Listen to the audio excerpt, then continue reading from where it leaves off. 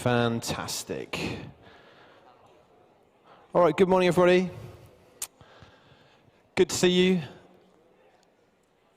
All right, this morning I am speaking on two parables at once. They will come up on the screen. Wow, that grey is really weak. So you can see this sneaky little comment in the bottom right-hand corner.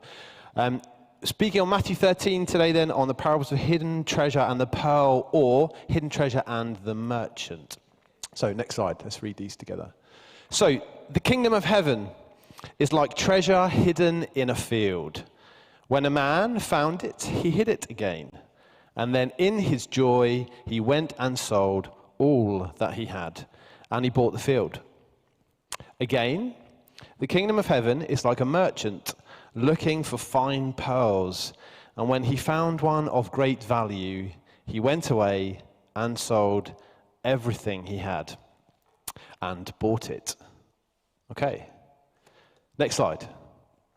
I asked a few friends to send me an image of something they felt was valuable in their life. Not the most valuable, but something of value. One of those is my youngest. I'm sure you could pick out which item is hers. Actually, you'd have seen it dancing around this morning in a variety of clothing items at the front. No, back we go, sorry. There should be multiple images at the same time. Apologies. Hello. Guess what? There should be a slide with multiple. It's not even there. Okay, I'll tell you. So there was a slide with images, one of which you may have seen this morning was Squishmallow, which is Abigail's. And I asked her this morning, why is that valuable to you? And she said, because it helps me sleep. Another one was Jimmy Ward sent me his London Marathon medal, and I asked him why that was important to him, and he said because it revealed all of the training and things that he had to go through. It revealed the sense of achievement that he felt when he finished.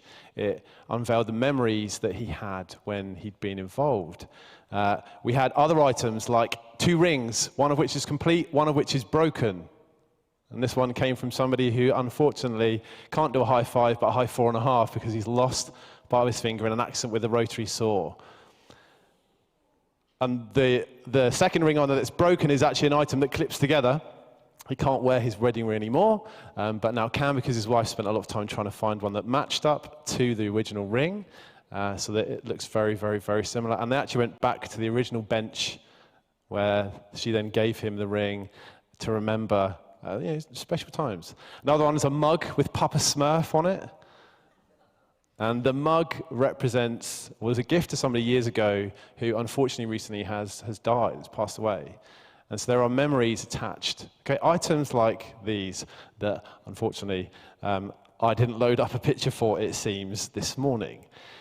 But I wonder if I asked you to do the same thing, what items you would have sent me an image of. What thing would you have said is valuable and why? Anybody want to shout something out? Children? Anybody else? Go on, don't be shy. Yeah. Your 2 rings? Okay, anybody else? Drums? Bang in. Anybody? Your Bible, good. We've got a Christian answer in the room. Well done. Anybody else? Football's that? I know you wanted to say Saints, Mark, but it's too painful to do at the minute. Okay, items of value. I wonder if I just turned up the heat on the question a bit and said, well, what are the most valuable things in your life right now? What are the things that you would truly say, these things have got absolute, ultimate value? Because it's a real skill, isn't it, in life, to work out what things really matter in life and to work out whether or not things are worth it. What are things worth, and are they really worth it? We know some things are only worth what somebody's willing to pay for them, the price. But we know other things are way more than that. That mug, the Papa Smurf mug, cost around £2.50. But how do you possibly put a value on what that's worth to the person? The London Marathon medal, you can buy them on eBay for about £20. But can you really say there's a value on the effort and the memories and the sense of achievement that are involved in those things. You can't. Some things are valued in different ways, aren't they? Based on how effective they are for us, based on what they do for us, based on how they benefit us, based on the memories that we create. They're based on other things, not based on money. This is the card the kids bought Flora for her birthday recently, which I thought was very funny. Money can't buy you happiness, but it can buy you coffee, and that's basically the same thing. And next slide, Neil, if I've managed to do my slides properly. In the wisdom of the scriptures of St. Paul McCartney or the Beatles. Anybody want to sing along? Because I don't care too much for money, because money can't buy me love. And in the real wisdom of the scriptures, actual Song of Songs 8 verse 7, it says, Neil, next slide. That's what it says. That is it. That is the depth and the wisdom of the scriptures. There it is. Many waters cannot quench love, nor rivers cannot sweep it away. If one were to give all the wealth of one's house for love, it would be utterly scorned. Some things, their value just isn't appropriate to consider it. Humans, friendship, freedom, happiness, etc. are far too valuable to us in other ways. The beauty, the meaning, the excellence, the advantage. In our parables, we've got some monetary objects, treasure, and we've got pearls. But we know that the parables are reflecting deeper realities, things of even greater worth than merely something of financial gain. Jesus is inviting us to consider, what are those things? He doesn't give a clear answer. He doesn't stop to say, and here's what this one really means. Some of the parables he does, but these ones he doesn't. I think he's inviting us to consider what things actually are truly of value and really matter in our lives. I've been reading a book recently by David Attenborough. It's a book basically overarching and looking at his life and looking at some of the key lessons that he's learned through his life. It's called A Life on Planet Earth. There was this one phrase that I read that stood out to me. He was talking in this chapter about how we as human beings seem to have this instinct to undervalue nature. We seem to undermine what it's really, really worth. In particular, he said the rainforests, the forests, our wetlands, grasslands, etc. We seem to undervalue what they really, really mean. And so the big problem seems to be we don't have any way to really measure how valuable they are. How do you say what the value of a forest is? By which means and which measure? And so what we do as humans is we decide what its business value is. And currently, on paper, he says, 100 hectares of forest is worth less than, on paper, than a palm oil plantation. And so it makes sense, on one level, if that's the way you value it, to cut that forest out and just stick a palm oil plantation on it. That seems to be a valuable endeavor.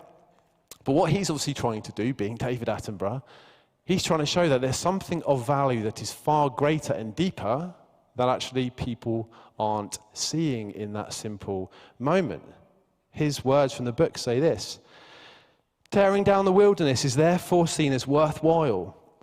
The earth's last forests and rainforests are, in fact, priceless. Priceless. A word that we often use, isn't it, when we have something so valuable that we don't know how to put a value on it. Something of an invaluable nature. He then says, they are the carbon stores that we cannot afford to unlock. They are the environmental services providing benefits that we cannot do without. They are the home to biodiversity that we cannot afford to lose. And he said these little words that stuck with me, and he said, perhaps we need to change the currency. Perhaps we need to change the currency. And these were the particular words that stuck out. The only practical way to change this situation is to change the meaning of value. The only practical way to change the situation is to change the meaning of value. He didn't mean that we should make the value of the forests on a higher monetary value. I think his point more than anything was that we need to see things appropriately, to learn to value things more fully, to understand the benefits of those things and getting a better perspective. And I think that mirrored to me what I think Jesus was doing in the parables. He was calling people to think about seeing things with true perspective, getting a better understanding of what things in life really matter and what other things don't matter so much, and everything else in between. It's so important, isn't it? Learning to see what truly matters. And sometimes that takes a little reorientation of what we're thinking about, what we're doing, and what we're spending our time on. A bit like what Thea was talking about last week. Actually, what we're doing with our lives takes a sense of reorientation around what we think is ultimately valuable. Because we're often confronted in life, aren't we? With choices, this or that. And we make value judgments based on, is this one better or worse? Is it good? Is it bad? And we go through this all the time. It's very much the nature of wisdom, isn't it? Recently I was in Tesco Express and I was popping home, having picked up the kids and deciding on what to buy. Curry was for dinner. Now going to Tesco Express when you want a range of things or you want good prices is probably not the best choice in the first place anyway, but that was my choice. I'm in there looking at the shelves, and guess what? Being Tesco's Express, there's only a brand that's blooming expensive, and there was Sharwood's Korma sauce, £2.15 a jar, little jar. I thought, ouch, that's quite steep for what it is, and I needed 2 of them for the amount we needed. I had to decide what to do. Do I buy that now? It's expensive, but saves me the time. I have to go to another shop. I have to change my mind about dinner that I don't even know what other option I'm going to have. I was like, right, my choice right now is that's going to be the easiest option. Buy it. But we're faced with these value decisions, aren't we, all the time? And learning how to decipher between which thing is ultimately going to be more valuable or not is hugely helpful in life. Is it worth staying up later that night before going to work the next day? Is the cost of then the effect of that choice going to be beneficial when I'm grumpy and tired or whatever the next day? Actually, is having that operation when you're at a certain stage of life worth it? If you've got elderly parents, grandparents, or been through that, it's a tricky decision to have to make. Which one ultimately is better? Should we take promotions at work or not take them at work because of the impact on life? And okay, there's many of these choices. Or the other one was striking. Should I, as a teacher, go on strike? Should I lose my wages in order to hopefully make a change? But might that change actually come? And is striking the best way to do it? All of these kinds of value-based choices. Or even things like, is it worth sharing my experiences of church this weekend with my colleagues and my friends and my neighbours when I speak to them tomorrow? Is that going to be of benefit? Do I talk about the impact of God's work in my life? Is that ultimately worth the cost for me in order to share that with somebody else? I heard a little yes, and I know who that was. It's going to be Grace Barber. All right? Value judgments. Hugely important. Jesus doesn't seem to explain the outcome or the meaning of this parable. Okay, we should be asking questions about the context, what's going on, but I think these parables are relatively instinctive. I think we know what Jesus is getting at, even if a few questions remain. The parables seem to be in a pair. Neil, if you could just bring these up, if you've got them there. They seem to be in a pair together, making basically the same point. He's reiterating it in 2 ways, essentially making the same point. Ultimately, the characters seem to see that nothing is of greater value than the kingdom. True? Simple enough? Treasure and joy, the benefits, fine pearls, and one of super value. So again, there's a value choice. Sold everything. Sold all he had, same choice or same outcome. and they bought the field, they acquired the item, they got hold of it. Now we know literally, Jesus can't be saying that's literally what we're supposed to go away and do.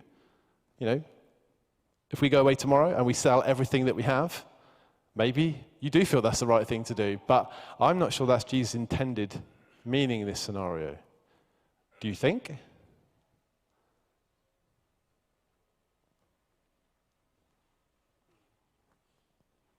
I'm leaving a pause because Jesus invites us to think, to consider.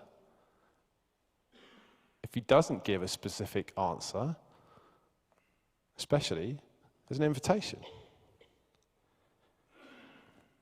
But in each case, everything they had was nothing in comparison to the thing that they ultimately had seen. They'd seen the value of this great thing. In this case, it seems the kingdom. But there are a couple of questions that I'd like you to think about. One is, what's the treasure? And the other one is, who's the character, the man or the merchant? There have been a couple of different interpretations on this. Is the person you and me? When you read this, what was your first instinctive response? Was it, that's about us? We're the merchants. We are the man. Out of interest? Anybody go for that?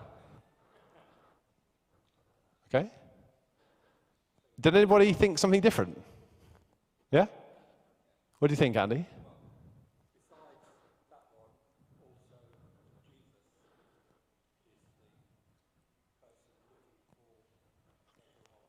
Should we read this again? Think instead this time you're reading that this is Jesus. The kingdom of heaven is like treasure hidden in a field.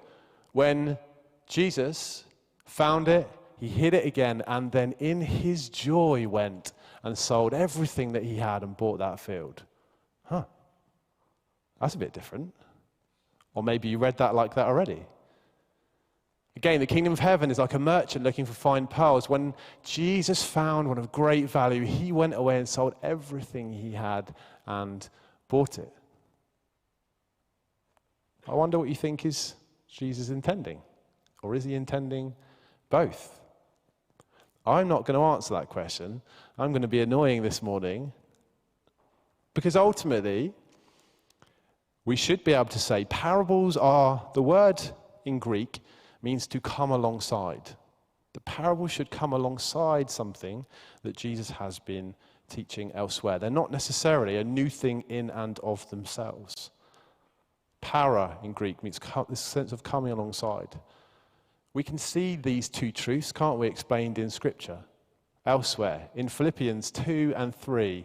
Philippians 2, 16 and Philippians 3:16, I think is the right verses. Now, are they on there? Did I do these ones? No. Here's why you don't do them on a Sunday morning just before you're about to speak. Paul speaks of both these things. Check them out for yourself. Philippians 2 and Philippians 3. Go home and read them for yourself, and you'll see this for yourself. About Jesus giving up the glories of heaven, not considering equality with God something to be grasped, but making himself a servant, bowing himself down, pouring himself up so that he could be lifted up to the highest place. Philippians 3:16 then, Paul follows that image of Jesus doing that by saying, and I consider everything that I thought was beneficial in the past, can't count it as loss for the sake of knowing him, for the glory of his name, that I might attain to the resurrection, that I might be a part of it. Everything that he's considered to be wonderful and good, he's now putting in perspective. He's not saying they are utterly useless, but I think he's putting them in perspective and saying they are all going to help me go towards that same goal, which is knowing God and being a part of the resurrection from the dead. That is what he wants, and so everything is for that end. And I think both of those truths we can find in Scripture. And so ultimately, if you interpret this parable slightly differently on those levels, ultimately I think in this case, that is not one that particularly makes a huge difference. God has poured out everything for us. And in response, so we look to pour out everything for him.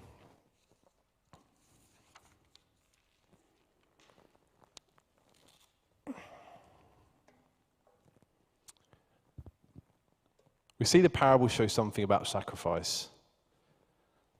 But you'll see there's not just sacrifice for the sake of sacrifice, it's for the sake of something greater. And so I wonder what you think. I'm going to set out this question. We're going to take just a moment to ponder. And I want, again, some answers for what you think, because I think in this room there's a wealth of understanding. And the question is, why is the kingdom more valuable? Somebody sat you down one day and said to you, talk to me. They're not a believer. They've never understood. And they said, why is this kingdom you're talking about so valuable? Do you actually believe it's something greater than everything else? And what reasons would you give to explain that? Why is the kingdom greater than everything else? Can you briefly talk to somebody near you? Just explain what you think. Say one thing why you believe the kingdom is more valuable than everything else. And then we'll take a couple of responses. Go for it.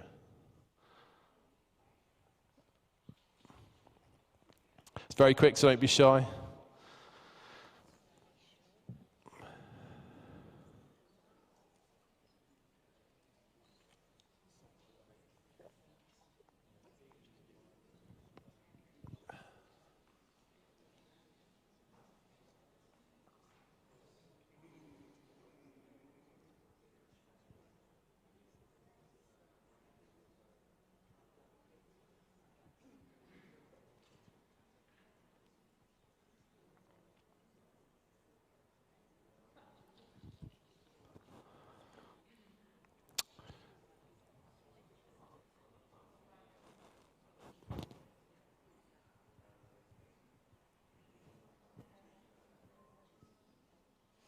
Okay, I reckon that's enough time for some quick thoughts. All right, open it to the floor. Let's just think, why is the kingdom seen to be more valuable? In what way? Don't be shy, yeah. Everlasting, everlasting, everlasting. What we're made for. A final home. What we're made for, our final home, everlasting, okay? It puts a different perspective to everything. Everything we have in this world, it's the perspective as a Christian, having God in it, makes so much difference. Positive? Very positive. Okay, good. I know we all understood, but just making it clear. Okay, so it puts everything else into perspective. Positively puts everything else into perspective. Okay? Sorry, I didn't cut this off from here. It's important.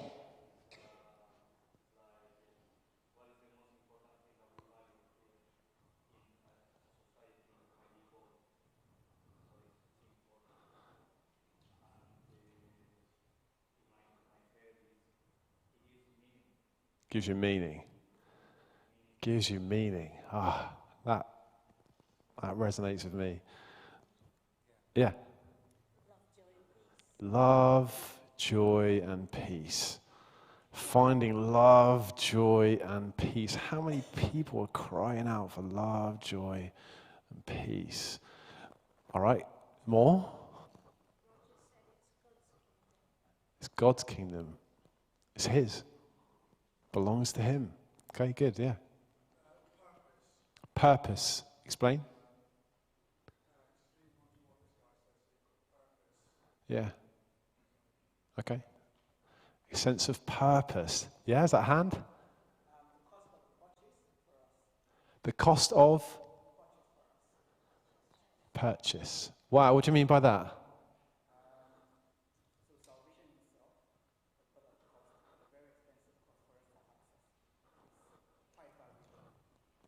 Okay, the cost of purchase for us. Neil, part of I had a little go at writing a similar short that I think links into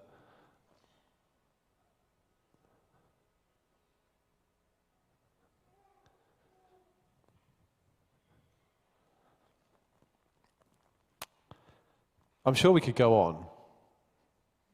But even just to dwell on some of those answers, if somebody came to you and you only gave one of those, you'd say something powerful about the kingdom.